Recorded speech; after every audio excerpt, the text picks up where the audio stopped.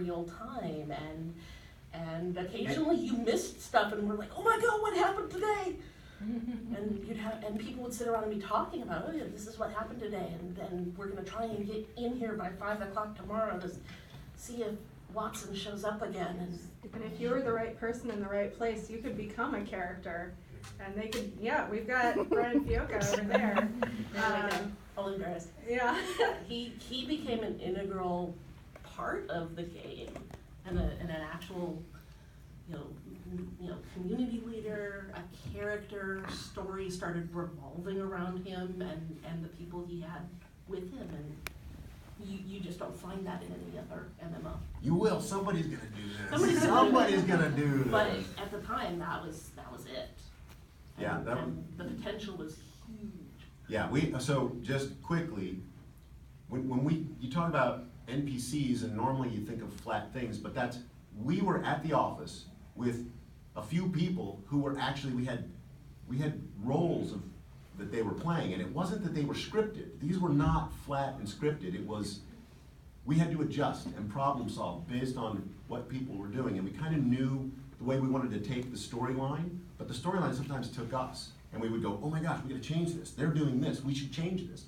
And we would play this character, and the whole tone of things would change based on what people were doing. And the interesting thing about it all, and we found this out, this was a grand experiment, and in my mind it worked tremendously, and that's why I say at some point somebody's gonna do this again in some form, but the interesting thing was that people felt close to what was happening, because even if they weren't there, because the nature of humans is that, and I've used this example before, but it was my aunt's friend who put the cat in the microwave, and I don't know if that's still a thing. That was a meme back in the day that somebody's aunt's friend put a cat in the microwave, and nobody ever did that, but it was passed along so much that no matter how separated you were from it, it was always just a couple steps away from you, and that's how this felt in the game. Like, no matter if you were there, it didn't matter how close you were. You heard it from a friend who goes, you're not gonna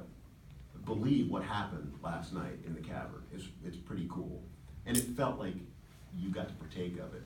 So, in all of that, it feels like the enthusiasm allows everybody to become a storyteller kind of thing. There's potential, instead of just reading a story, which is awesome, or watching a story, which is awesome, but you get to kind of be more of the storyteller and partake of it, which we thought was really cool. Anyway, that was, you got me all excited too. Went off on that, spin off on that thing, and it gets me all excited about it. Okay, questions. You guys have any more before we take questions? That was all I got. That was my, my best question and answer. I thought it was great. Go ahead. I was interested in what you were talking about behind the scenes and how you were orchestrating all of this stuff. Would you mechanically, what it was like for you, would you liken that to game mastering for like traditional tabletop role-playing games, or? Yes, and okay. I would liken it to it, but how did that function like as a team? What was that like? Game mastering as a team. Boy, good question. I'm trying to think back to specifics. I think the difference probably was that there was no random. There was no die cast. It was all, we had directions that, just like the games that we write, there's generally directions we know people are going to flow in, like in MYST, we kind of know people that need to get to these books where they're hidden, but we don't know how they're going to get there. And sometimes they go on a completely different path than what we thought. And I think that's what we felt like is, okay, we're shepherding this, but then all of a sudden a player would pop up, like Brian, who would, like, oh my goodness. And we started having a terminology for this because they started becoming, I